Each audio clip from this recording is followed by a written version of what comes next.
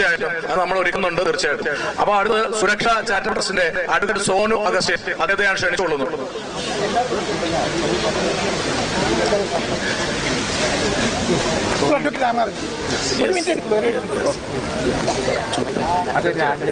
പ്രിയമുള്ളവരെ, കൂടുതലായിട്ടൊന്നും സംസാരിക്കുന്നില്ല. നമ്മൾ ആരംഭം മുതൽ ഇവിടെ പറഞ്ഞു കേട്ട ഒരു കാര്യത്തെ പറ്റി മാത്രം ഒന്ന് സൂചിപ്പിക്കുകയാണ്.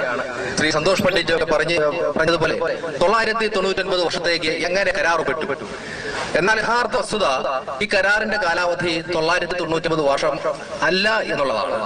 കരാറിൽ കൃത്യമായിട്ട് പറഞ്ഞിരിക്കുന്നു 1886 കരാറിൽ കാലാവധിയായി നിശ്ചയിച്ചിട്ടുള്ള 999 വർഷങ്ങൾ പൂർത്തിയാകുന്നതിന് 6 മാസം മുമ്പ് കുടികിടപ്പുകാരൻ രേഖാമൂലം ഭൂവുടമയോട് എഴുതി ആവശ്യപ്പെട്ടാൽ ഈ കരാർ അടുത്ത 999 വർഷത്തേക്ക് പുതുക്കി നൽകാൻ ഭൂവുടമ ബാധ്യസ്ഥനാണ്. എന്ന് വെച്ചാൽ ഈ കരാറിന്റെ കാലാവധി ഈ ലോകം അവസാനിക്കുന്നതുവരെയാണ്. അപ്പോൾ ഇവിടെ നമ്മൾ പറഞ്ഞു സുപ്രീം കോടതി ഈ കരാർ പരിശോധിച്ചതിലെ കോമൺ സെൻസ് ഇല്ലാത്തവരാണോ ഇതിനകത്തുള്ളത്? സുപ്രീം കോടതിയിലെ ജഡ്ജിമാർക്ക് കോമൺ സെൻസ് ഇല്ലാതെ നമ്മൾ ഒരിക്കലും പറയാൻ പാടില്ല. പക്ഷേ 2014 വിധിയിൽ അവർ കൃത്യമായി പറഞ്ഞിരിക്കുന്നു, കേരളത്തിനും തമിഴ്നാടിനും നിലനിൽക്കുന്ന ഈ കരാർ നിയമപരമായി നിലനിൽക്കുന്ന ഒരു കോൺട്രാക്ട് ആണ്.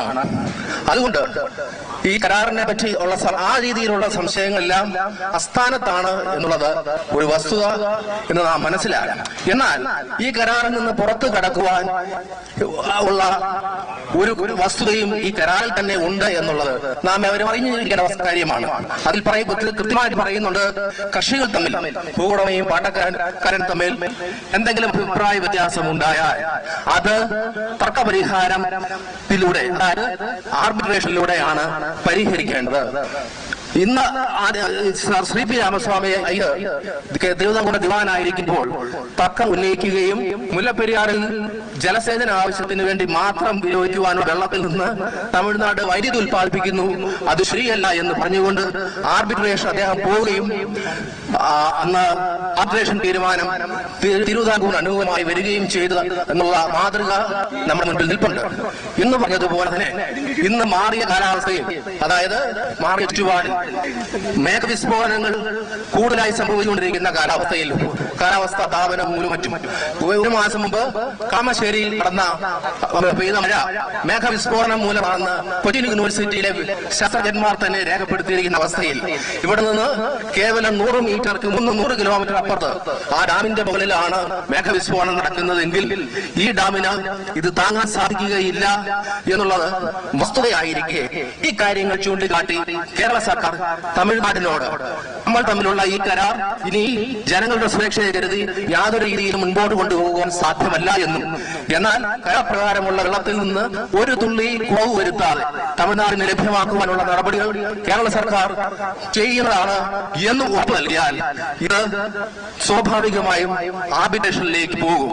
ആർബിട്രേഷനിലേക്ക് പോയാൽ അതിൽ തീരുമാനമെടുക്കുക ഈ വിഷയത്തിൽ തീരുമാനം പറയുവാൻ കെൽപ്പുള്ള സാങ്കേതിക വിദഗ്ധനായിട്ടുള്ള ആർബിട്രേറ്റർ ആയിരിക്കും. അങ്ങനെയെങ്കിൽ ഈ ഡാം എത്രയും വേഗം പൊളിച്ചു കളയുക എന്നുള്ള ഒരു തീരുമാനം മാത്രമേ അങ്ങനെയുള്ള ആർബിട്രേറ്ററുടെ ഭാഗത്തു നിന്ന് ഉണ്ടാകുവാൻ സാധിക്കുകയുള്ളൂ.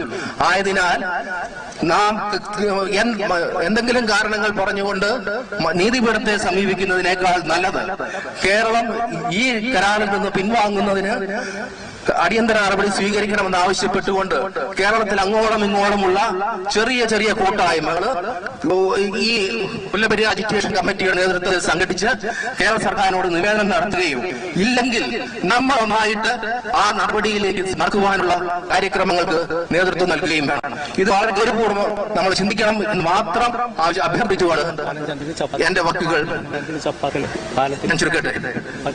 അത് പിന്നീട് ആലോചിച്ചിട്ട് പറയാം. Thank you advocate Sonu Augustine. അടുത്തത് രാജൻ